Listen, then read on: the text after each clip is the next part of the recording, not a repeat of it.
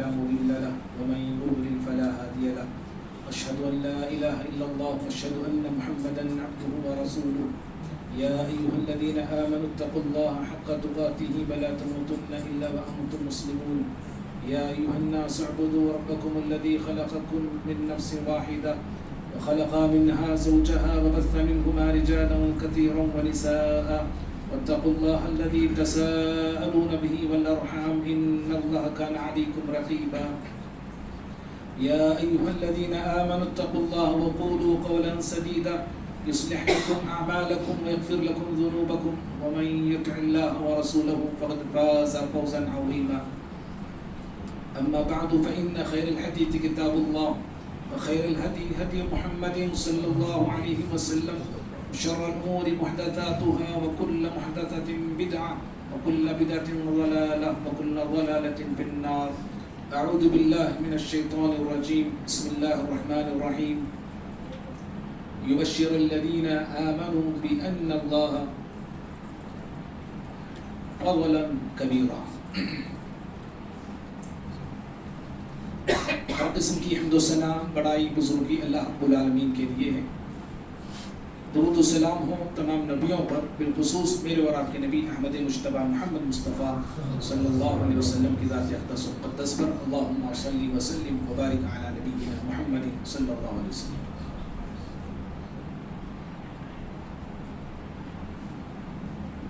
محترم حاضرین جمعہ،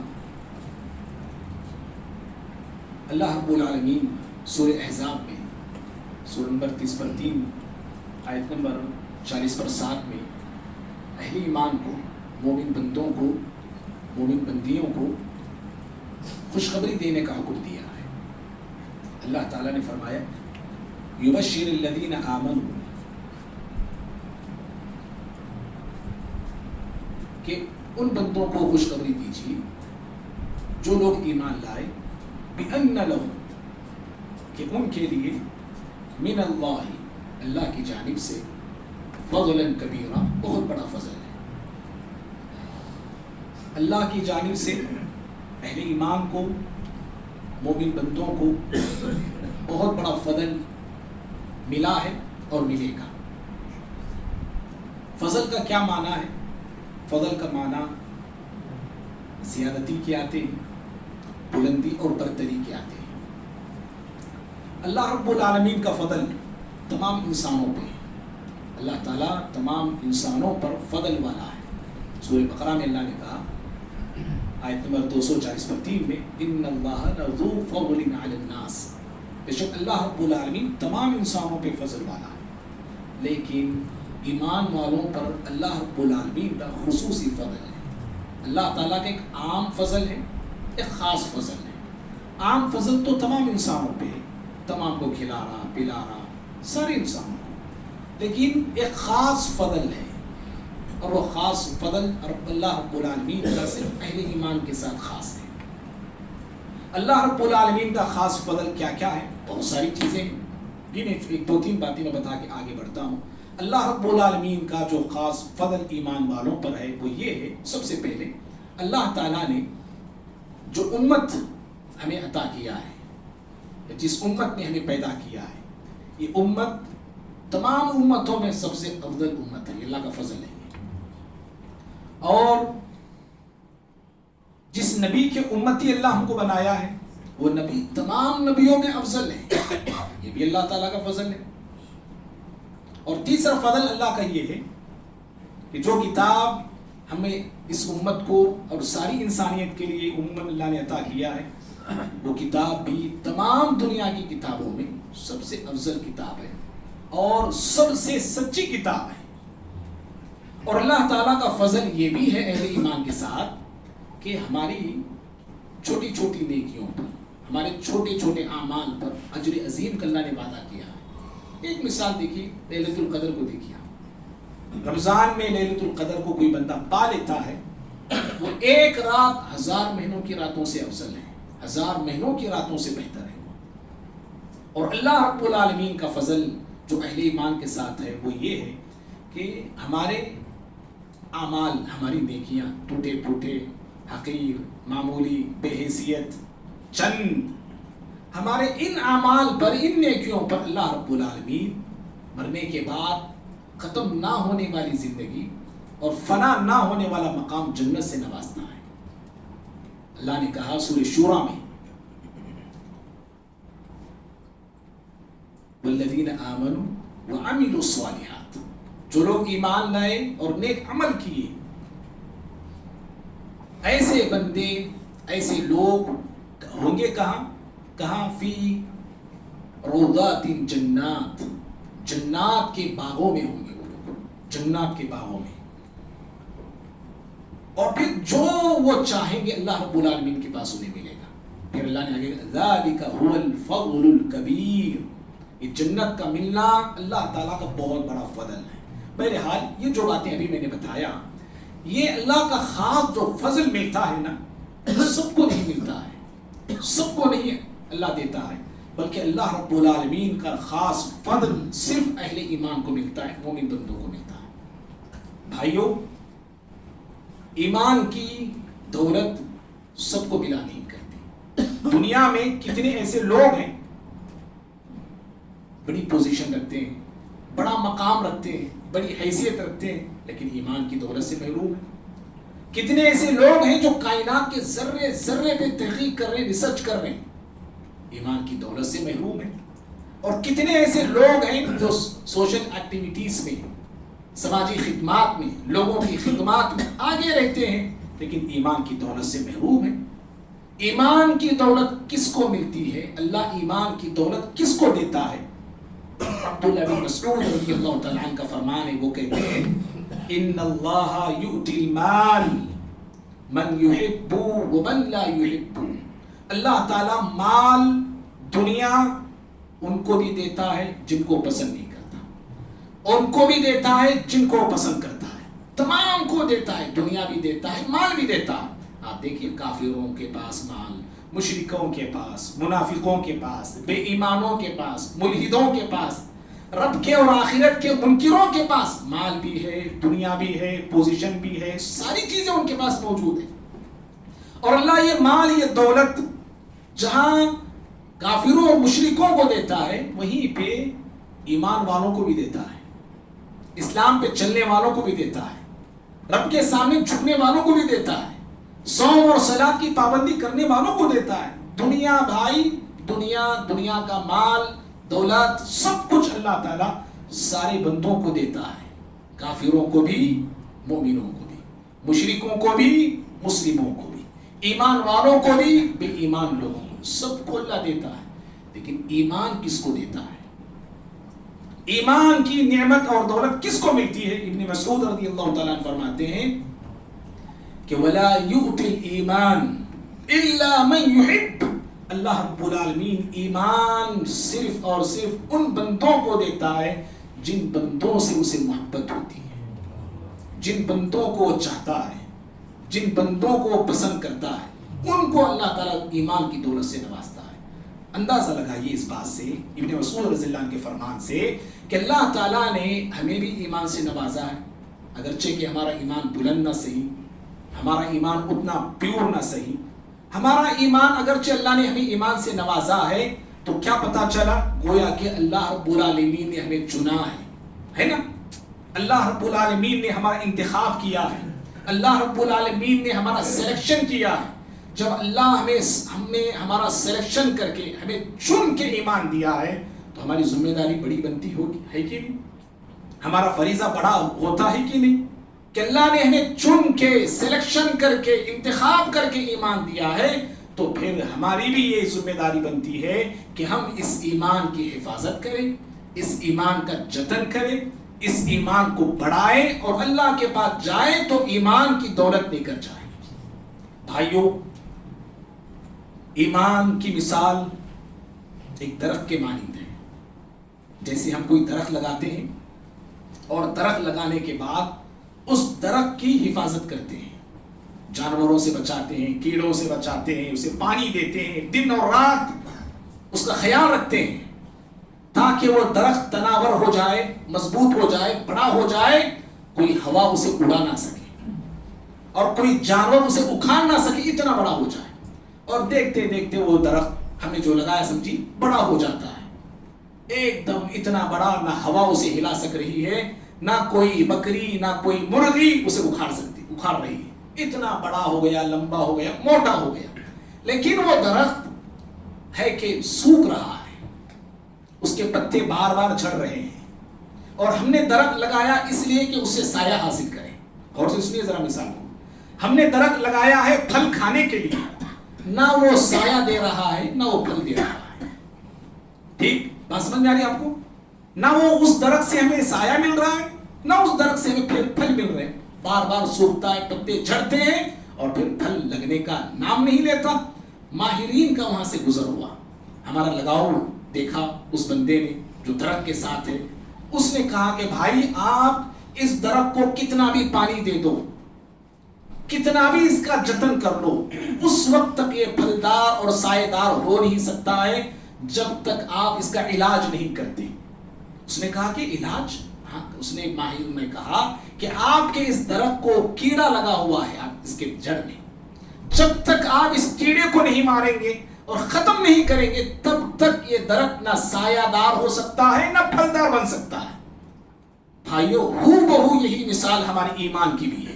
ایمان کا پودا ہم نے لگایا ضرور ہے، ایمان کا درخت ہم نے لگایا ضرور ہے، اگرچہ وہ درخت اللہ جانے موٹا ہوا بڑا ہوا اللہ بہتر جانتا ہے، لگایا تو ہم نے ضرور ہے، لیکن ہمارے ایمان کی کیفیت بھی اس بے پھل اور بے سائے درخت کی طرح ہے. نہ اس درخت سے سایہ مل رہا ہے نہ اس درخت سے پھل مل رہے ہیں. ہمارا ایمان بھی ہو بہو اس درخت کے مانند ہے، نہ اس سے سایہ ہم پا رہے ہیں نہ اس ایمان سے ہمیں کوئی پھل مل رہا ہے. کیوں؟ اس لیے کہ ہمارے ایمان کے درخت میں بھی ایک دو نہیں کئی کیڑے لگے ہوئے ہیں. جب تک میں اور آپ ان کیڑوں کو ختم نہیں کرتے، جب تک میں اور آپ ان کیڑوں کو مار نہیں دیتے، تب تک ہمارا ایمان پھلدار اور ثمردار سایہ دار نہیں ہو سکتا ہے. بھائیو آپ کو یاد ہوگا گزشتہ مہینے کے اینڈنگ کے خطبہ جمعہ میں ہم نے ایمان کے حوالے ہی سے گفتگو کیا تھا، اور خطبہ اس بات پہ ہم نے دو باتوں پہ ختم کی تھی. ان میں سے ایک بات تو یہ تھی ایمان کو بڑھانا کیوں ہے. بات ہم بار بار سنتے ہیں ایمان کو بڑھانا ہے. ایمان کو بڑھانا کیوں ہے، ایمان میں اضافہ کرنا کیوں ہے. آج وہی ہم انشاءاللہ جواب لینے کی اور جاننے کی کوشش کریں گے. ایمان کو بڑھانا اس لیے ہے کہ تاکہ اس ایمان سے مجھے آپ کو سایہ مل سکے، اس ایمان سے مجھے اور آپ کو پھل مل سکے. ایمان کے جو فوائد ہیں وہ فوائد کو میں اور آپ پا سکے. ایمان کے جو برکات ہیں وہ برکات میری زندگی میں آپ کی زندگی میں آ سکے. بھائیو یاد رکھیے ایمان، اللہ اکبر، اس کے فوائد، اس کے ثمرات، اس کے برکات دنیا میں بھی ہیں اور آخرت میں بھی ہیں. پہلے ہم آخرت کی مثالیں لے لیتے ہیں. آخرت میں اللہ رب العالمین ایمان والوں کے ساتھ کیا کیا سلوک کرتا ہے. اور یاد رکھنا آخرت کی کامیابی کا دار و مدار، آخرت میں نجات کا دار و مدار صرف اور صرف ایمان پہ ہے اور اعمال صالحہ پہ. آخرت میں کامیابی ہم چاہتے ہیں تو ایمان والے ہونا، ایمان پہ قائم رہنا ضروری ہے. آخرت میں اللہ رب العالمین بندوں کو شکلوں کو دیکھ کر کامیابی نہیں دیتا ہے، ان کے مالوں کو دیکھ کر کامیابی نہیں ملتی ہے. وہاں پہ کامیابی ملتی ہے تو صرف ایمان کے بل بوتے پہ ملتی ہے. اور آخرت جیسی شروع ہوتی ہے، ہر انسان کی آخرت کا آغاز جانتے ہیں کب سے شروع ہوتی ہے؟ ہر انسان کی آخرت کا آغاز اس کی موت سے شروع ہوتی ہے. جیسے ہی موت آتی ہے، موت کے فرشتے روح کو قبض کرنے آتے ہیں، سمجھو ہر انسان کی آخرت کی دنیا شروع ہو گئی اور آخرت کا آغاز ہو گیا ہے. اللہ رب العالمین کے وہ بندے جو زندگی تمام ایمان پر قائم رہے، ایمان پر چلتے رہے، ایمان کی حفاظت کرتے رہے، اللہ تعالیٰ ایسے بندوں کو آخرت کی زندگی میں تو بعد میں موت ہی کے وقت سے ان پر انعامات کی بارش کرنے لگتا ہے. موت ہی کے وقت سے ایمان والوں کو رب العالمین سہارا دیتا ہے. موت ہی کے وقت اللہ رب العالمین ایمان والوں کی نصرت کرتا ہے، حفاظت کرتا ہے، مدد کرتا ہے اور تسلی کا سامان اللہ رب العالمین فراہم کرتا ہے. کیسے؟ اللہ نے کہا قرآن میں، تھوڑا سامنے سورہ حامیم، سورہ سجدہ ہے، سورہ حامیم سجدہ ہے، سورہ نمبر 40 پر ایک ہے، آیت نمبر 30 میں اللہ نے فرمایا ان الذين قالوا ربنا الله ثم استقاموا تتنزل عليهم الملائكة الا تخافوا ولا تحزنوا وابشروا بالجنة التي كنتم توعدون۔ اللہ نے فرمایا کہ جو بندے اس بات کا اقرار اور اعلان کرتے ہیں کہ اللہ رب العالمین ہمارا رب ہے، اللہ رب العالمین پہ ایمان لاتے ہیں، اس کو اپنا رب مانتے ہیں، اس کو اپنا معبود تسلیم کرتے ہیں، اور معبود ماننے کے بعد، رب تسلیم کرنے کے بعد اس پہ قائم رہتے ہیں، زندگی کی آخری سانس تک اللہ رب العالمین کے در کو چھوڑ کے کسی اور در پہ نہیں جاتے، وہ اللہ رب العالمین کا جو مقام اور مرتبہ ہے وہ مقام اور مرتبہ کسی اور کو نہیں دیتے ہیں، اللہ ہی کو اپنا حاجت روا، مشکل کشا سب کچھ وہ مانتے ہیں، اور زندگی تمام اللہ رب العالمین ہی کے ہو کر وہ رہتے ہیں۔ جب ان کا موت کا وقت آتا ہے، امام مجاہد رحمہ اللہ جو بہت بڑے مفسر ہیں، تابعی ہیں، وہ اس آیت کی تفسیر میں کہتے ہیں کہ ایسے بندوں کا جب موت کا وقت آتا ہے، فرشتے موت کے وقت آتے ہیں، عند الموت وہ کہتے ہیں، موت کے وقت فرشتے آتے ہیں اور آنکھیں اس بندے کو، اس مومن انسان کو، اس مومنہ عورت کو یہ کہتے ہیں اللہ تخافو، اے مومن مرد، اے مومنہ عورت، ڈرنے کی بات نہیں ہے، اللہ اکبر، ولا تحزنوا، غم کرنے کی بات نہیں ہے، وابشروا بالجنۃ التي كنتم توعدون، ایڈوانس ہی میں جنت کی بشارت لے لو، ایڈوانس ہی میں جنت کی بشارت لے لو، جس جنت کا وعدہ تم سے کیا جاتا رہا، اللہ اکبر۔ ہاں، اور امام ابن کثیر رحمہ اللہ اس آیت کی تفسیر میں کہتے ہیں یہ جو موت کے وقت کا منظر ہے، موت کے وقت اہل ایمان کو، اہل استقامت کو، اہل توحید کو فرشتے آ کے تسلی دیتے ہیں، فرشتے آ کے ہمت دیتے ہیں، فرشتے آ کر حوصلہ بڑھاتے ہیں۔ آخرت کی زندگی میں داخل ہونے والے، اخروی زندگی میں داخل ہونے والے انسان جب نئے مقام میں جاتا ہے، اجنبی جگہ جاتا ہے، اسے ڈر سا رہتا ہے، ایک خوف اسے چھایا رہتا ہے، ایک خوف اسے اندر سے پریشان کرتا ہے۔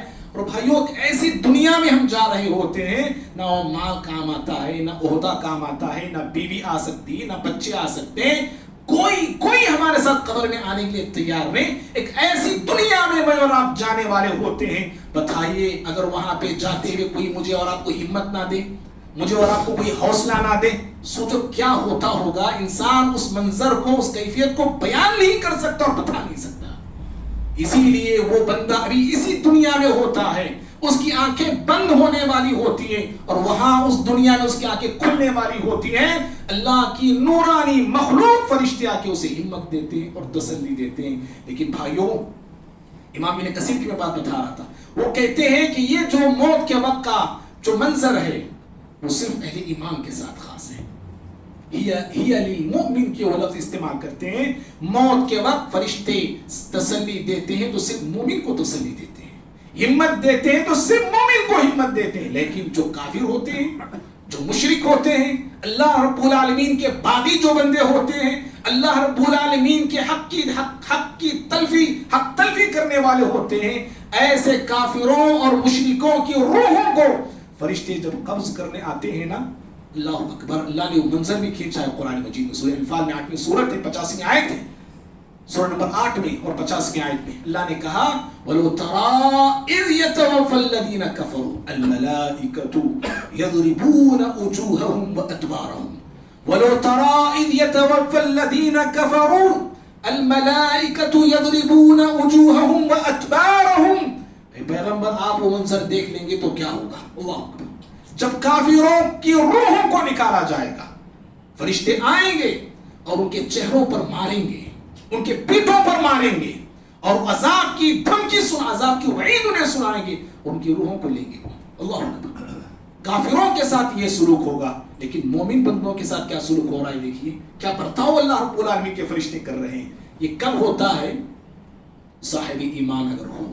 اور بھائیوں، جب اہل ایمان، سارے انسان، اہل ایمان بھی، سارے انسان بھی اپنے اپنے قبروں سے اٹھیں گے، نکلیں گے، ساروں کو میدان محشر میں جمع کیا جائے گا، سارے میدان محشر میں ہوں گے، اور جب میدان محشر میں انسانیت کا قافلہ جمع ہوگا، یوں سمجھیے میدان محشر پر ایک سناٹا چھایا ہوا ہوگا، ایک لمبی خاموشی طاری ہوگی، کوئی کسی سے بات نہیں کرے گا، کوئی کسی سے کلام نہیں کرے گا، ہنسی مذاق تو چھوڑیے، وہاں پہ خیر خیریت تو لینا چھوڑیے، کوئی کسی سے کلام نہیں کرے گا، ہر نفس، مرد عورت، ہر انسان اپنی فکر میں ڈوبا ہوا ہوگا، ہر انسان اپنی نجات کی سوچ میں مبتلا ہوگا، اور اللہ رب العالمین سورج کو انسانوں سے قریب کر دے گا، ہر انسان اپنے اعمال کے مطابق پسینوں کے اندر ڈوبے ہوئے ہوں گے، اور جو کافر ہوتے ہیں وہاں پہ، اللہ کے باغی جو بندے ہوتے ہیں، جو مشرک ہوتے ہیں، پیارے نبی صلی اللہ علیہ وسلم فرماتے ہیں میدان محشر میں ایسی گرمی ہوگی، ایسی سختی ہوگی، ایسی تکلیف ہوگی، اتنا اذیتناک و مرحلہ ہوگا کہ جو بھی کافر ہوتے ہیں وہ بے انتہا تکلیفوں سے گزارے جائیں گے، مصیبتوں سے گزارے جائیں گے، حلق ان کی زبان حلق پر آئے گی، گلا سوکھ رہا ہوگا، سورج کی تپش ہوگی، پسینہ ایک طرف سے ستا رہا ہوگا، اس طرح کا منظر ہوگا۔ اور جانتے ہیں بھائی، وہاں کا ایک دن میدان محشر کا قرآن کہتا ہے 50,000 سال کے برابر ہوگا۔ اللہ اکبر، اللہ اکبر، اللہ ہماری ہم سب کی حفاظت کرے۔ ایک دن 50,000 سال کے برابر ہوگا، اور انسانوں کا یہ حال ہوگا۔ کافروں کے تعلق سے پیارے نبی صلی اللہ علیہ وسلم فرماتے ہیں کافروں کو جو تکلیف ہوگی وہاں پہ، ایسی تکلیف جیسے ان کو موت آ رہی ہو۔ حدیث کے الفاظ ہیں موت کی جیسی تکلیف ہوگی۔ کبھی کبھار موت کے وقت انسان پر غشی طاری ہو جاتی ہے، بے ہوشی طاری ہو جاتی ہے، ایسی بے ہوشی، ایسی غشی کافروں پر میدان محشر پہ طاری ہوگی۔ اور پیارے نبی صلی اللہ علیہ وسلم فرماتے ہیں جو ایمان والے ہوتے ہیں فَأَمَّا الْمُؤْمِنُ، مسلم احمد کی روایت ہے، فَأَمَّا الْمُؤْمِنُ فَهُوَ عَلَيْهِ كَالظُّمْأَ، آپ نے کہا ایمان والوں کو میدان محشر کی تکلیف ایسی لگے گی جیسے سردی کی تکلیف ہوتی ہے۔ اللہ اکبر، سردی ہونے پر کیا تکلیف ہوتی ہے ہم کو، ہاں اتنی تکلیف ایمان والوں کو ہوگی وہاں پہ۔ اور 50,000 سال کا ایک دن ایمان والوں کو اتنا لگے گا، ایسے لگے گا جیسے ظہر سے لے کے عصر تک کا وقت ہے۔ اللہ اکبر بھائیوں، یہ صرف ایمان والوں کے ساتھ ہے۔ اور پھر جنت کا داخلہ کسے ملتا ہے جانتے ہیں؟ جنت کیا ہے وہ؟ اللہ اکبر، جنت جہاں پہ اللہ تعالیٰ اہل جنت کی میزبانی کرے گا، اور جنت میں من چاہا ملے گا، من چاہا ملے گا۔ سورہ زخرف میں 40 پر 3ویں سورت آیت 70 پر 1 میں اللہ نے فرمایا فیہا ما تشتہی الانفس وتلظ الاعین وانتم فیہا خالدون، ہمیشہ ہمیشہ کی زندگی ہے جنت کی، اور جو دل چاہے گا اللہ وہ عطا کرے گا، جو دل چاہے گا۔ اور جانتے ہیں آپ ایک چیز اللہ نے بتایا، وہ چیز دنیا میں کہیں بھی نہیں مل سکتی، کسی کو نہیں مل سکتی، وہ ہے آنکھوں کا سرور، وتلظ الاعین، آنکھوں کی لذت کا سامان دنیا میں نہیں ہے۔ میں آپ ہمارے نوجوان آج آنکھوں کے مزے کے لیے کیا کیا دیکھتے ہیں بتائیے ذرا۔ مزہ مل رہا ہے، تھوڑی دور مزہ ملا، پھر اور کچھ نیا دیکھیں، پھر اور مزہ، اس سے اچھی چیز یہ ہے لوگ یہاں وہاں نہ جانے اپنی نظریں کہاں کہاں لگاتے ہیں تاکہ مزہ آنکھوں کو ملے۔ آنکھوں کا مزہ دنیا میں مل ہی نہیں سکتا ہے، مل نہیں سکتا ہے۔ وہ آنکھوں کا مزے کا سامان اللہ جنت میں رکھا ہے۔ اللہ اکبر، یہ جنت ملتی کسے ہے؟ جنت میں داخلہ نصیب کسے ہوتا ہے؟ او شیخوں آؤ جنت میں چلے جاؤ، ایسا اعلان ہوگا؟ سیدوں آؤ چلو جی جنت میں، پٹھانوں کا ہے پٹھانوں کو بھیجو، پہلے جنت میں بھیجو، ایسا ہوگا؟ ہاں قاسی اور چشتیوں کو بھیجیے جنت میں، قادریوں، ایسے اعلانات ہوں گے۔ نوابوں کو بھیجا جائے گا، عہدے داروں کو بھیجا جائے گا، منصب داروں کو بھیجا جائے گا؟ نہیں نہیں اللہ کی بندو، یہ سارے القابات، یہ سارے نامہ ہماری دنیا ہی میں ہے۔ وہاں پہ ایک ہی نام ہے، وہاں پہ ایک ہی نعرہ ہوگا، وہاں پہ ایک ہی اعلان ہوگا، مؤمن مؤمن۔ کہاں ہے ایمان والے، کہاں ہے اعمال صالحہ کرنے والے؟ کتنی آیتیں قرآن مجید کی ایسی يبشر الذين آمنوا وعملوا الصالحات أن لهم جنات إن الذين آمنوا وعملوا الصالحات كانت لهم جنات الفردوس نزلا. ایسی بہت ساری آیتیں ہیں قرآن مجید کی، لیکن میں حدیث کی طرف اشارہ آپ کو دینا چاہتا ہوں. صحیح مسلم کی حدیث ہے. نبی صلی اللہ علیہ وسلم نے اپنے ایک صحابی کو روانہ کیا جن کا نام اوس آتا ہے، اوس بن حدثان رضی اللہ تعالی عنہ. آپ نے صحابی کو یہ کہہ کے بھیجا، جاؤ لوگوں میں اعلان کرو، جاؤ لوگوں میں اعلان کرو. اعلان کیا ہے؟ اعلان وہ صحابی آ کے کرتے ہیں، لوگوں سنو سنو، انہو لا يدخل الجنہ الا مؤمن. سنو جی جنت میں صرف مومن داخل ہوں گے، سنو جنت میں صرف مومن داخل ہوں گے. جنت کا داخلہ ایمان والوں کو ملتا ہے، ایمان والوں کو ملتا ہے. یہ بھائیوں، یہ ایمان کے فوائد ہیں، یہ ایمان کے ثمرات ہیں. اور اسی طرح سے اگر کوئی بندہ، ہم جیسے لوگ اپنے گناہوں کے سبب جہنم میں چلے گئے، جہنم کا ایندھن بن گئے، اللہ تعالیٰ اپنی مرضی سے، اپنے فضل سے، اپنی رحمت سے، اپنی مغفرت سے ان جہنم میں جلنے والے بندوں کو نکالنے کا حکم دے گا. فرشتوں کو بھیجے گا، جاؤ ان بندوں کو لے آؤ، ان بندوں کو نکال لاؤ جو جہنم میں جل رہے ہیں. اب جہنم سے نکلنے کا وقت ان کا آ گیا ہے، ان کو جنت میں داخل کیا جائے گا. اور نکالنے کا کیا طریقہ ہوگا؟ کیا دیکھ کے نکالیں گے؟ ہے نا سوال. جہنم میں، جہنم سے لوگوں کو نکالا جائے گا، کیا دیکھ کے نکالا جائے گا؟ کون سی چیز ہوگی جو انہیں جہنم سے نکالے گی؟ اللہ تو ہے، نکالنے والا اللہ ہے.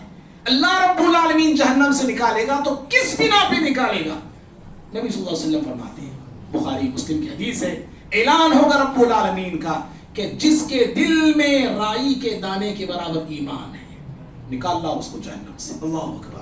دیکھیں ایمان کی قدر، ایمان والوں کی قدر، ایمان کی قیمت، اور ایمان والوں کی قیمت اللہ تعالیٰ کے پاس کیا ہے؟ اعلان ہوگا جس کے دل میں رائی کے دانے کے برابر بھی ایمان ہے، اے فرشتو جاؤ نکال لاؤ اس بندے کو. اور صرف رائی کا دانہ نہیں، صحیح مسلم کی حدیث میں الفاظ یہ آتے ہیں، من کان فی قلبہ مثقال ذرہ، ذرہ ذرہ برابر بھی ایمان ہے، اس کو بھی نکال لاؤ. یہ ذرہ کسے کہ نہیں جانتے؟ جب گھر میں صبح صبح سورج کی شعاعیں آتی دیکھیے، سورج کی شعاع میں جو ذرات ہم کو نظر آتے ہیں، جو اڑتے ہوئے نظر آتے ہیں، اس کو پکڑ بھی نہیں سکتے ہم لوگ، اس کو ذرہ کہتے ہیں. جی اس ذرے کے برابر بھی جس کے دل میں ایمان ہوتا ہے، حکم الہی ہوگا کہ ایسے بندوں کو بھی جہنم سے نکال لاؤ. معزز بھائیوں، یہ ہے اخروی یعنی آخرت کی کامیابی کا دار و مدار صرف اور صرف ایمان پر ہے. اور پھر ہماری جو دنیا ہے نا، ہماری دنیا کے مصائب ہیں، دنیا کے مسائل ہیں، دنیا کی پریشانیاں ہیں، سب کئی چیزیں ہیں.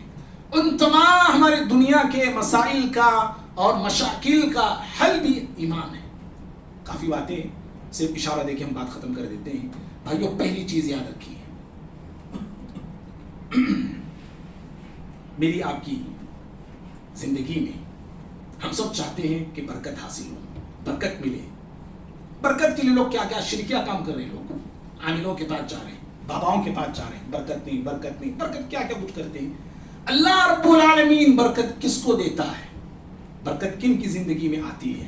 برکت کا نزول کہاں ہوتا ہے؟ سورہ اعراف میں اللہ نے کہا، 7ویں سورت ہے، نبوت پر 6ویں آیت میں، وَلَوْ أَنَّ أَهْلَ الْقُرَىٰ آمَنُوا وَاتَّقَوْا لَفَتَحْنَا عَلَيْهِمْ بَرَكَاتٍ مِّنَ السَّمَاءِ وَالْأَرْضِ. اگر بستی والے ایمان لاتے، تقوی اپناتے، گناہوں سے رکتے، ہم آسمان اور زمین سے برکتیں ان پہ کھول دیتے. اللہ اکبر.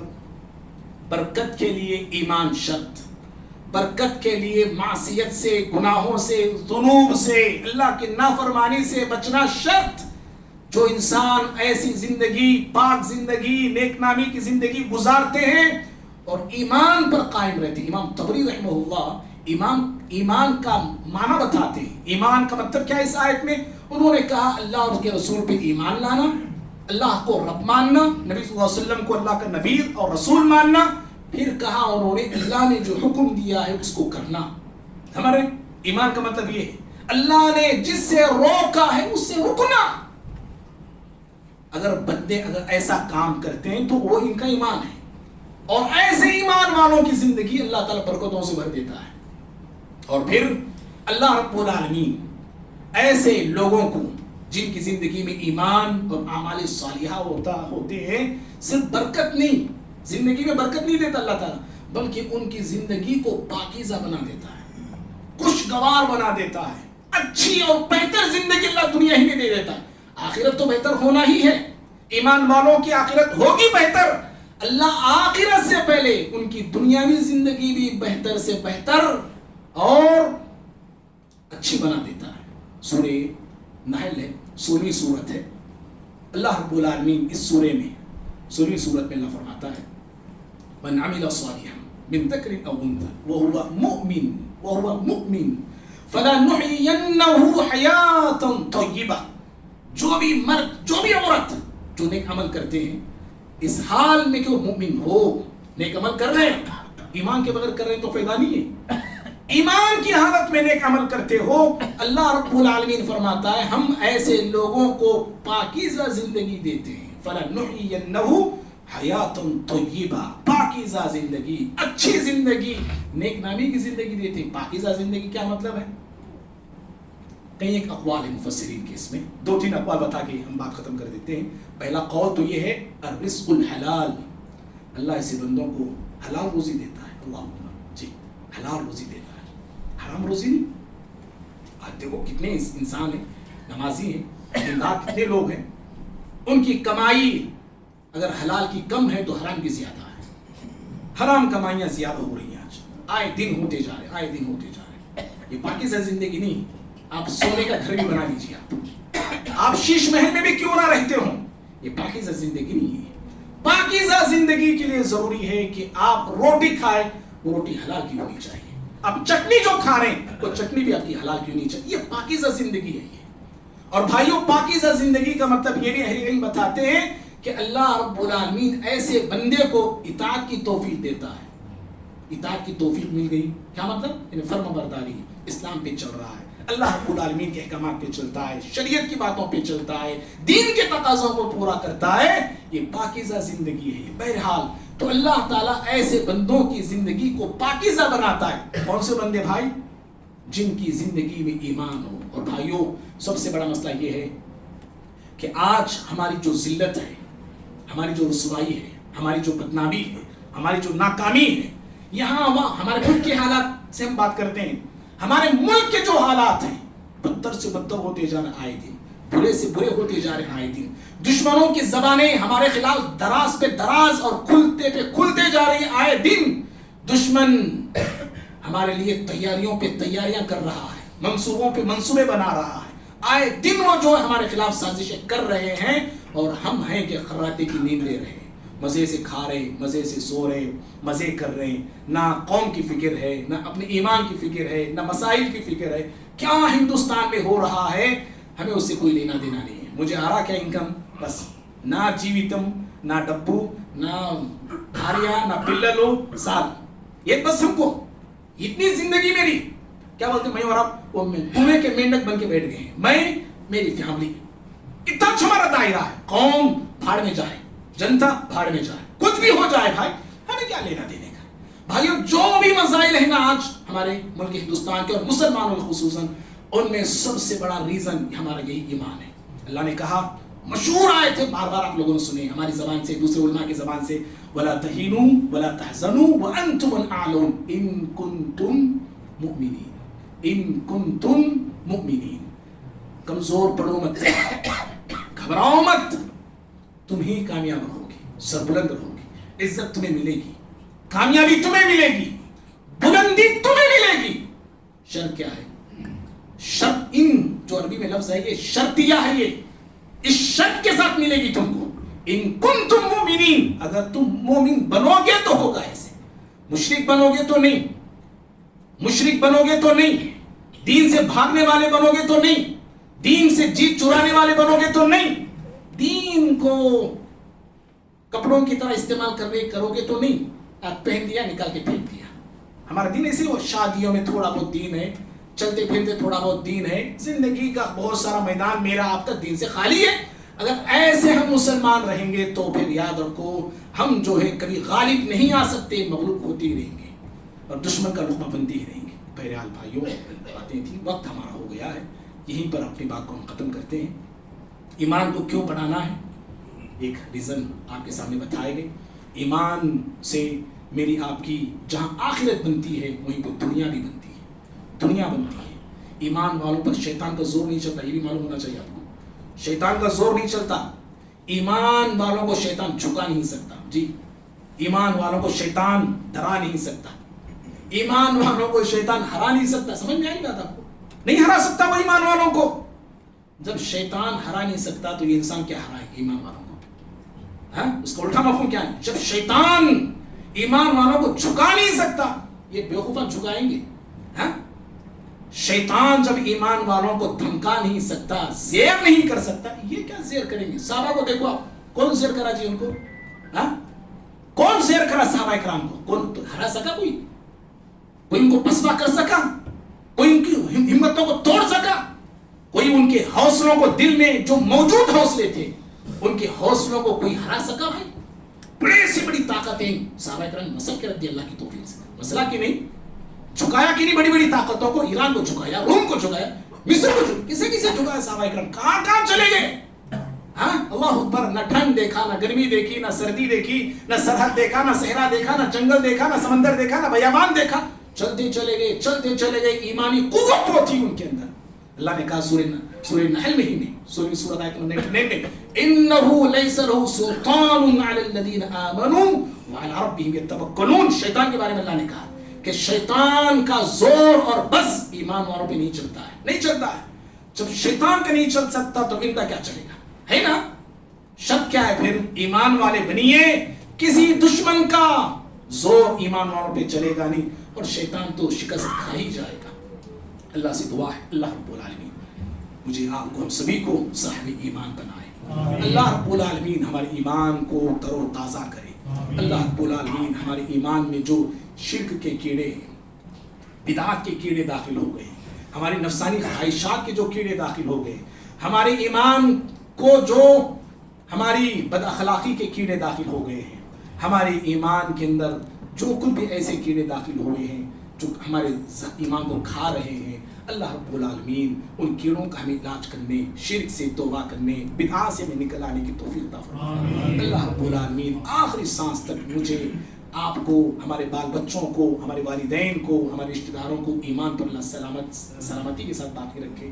اللہ تعالیٰ شیطان کے زور کو ہمیں ناکام کرنے والے بنائے، اور دشمنوں کے سامنے ہمیشہ نڈر ہو کر، بے خوف ہو کر، ان کی آنکھوں میں آنکھیں ڈال کے گفتگو کرنے کی جرأت اللہ ہم تمام کو عطا فرمائے۔ ہمارے ملک کے حالات کو رب العالمین بہتر بنائے، اہل فلسطین کے رب العالمین مدد فرمائے، آمین۔ اقول قولی ھذا استغفر الله لي ولكم ولسائر المسلمين من كل ذنب فاستغفروه انه هو الغفور الرحيم۔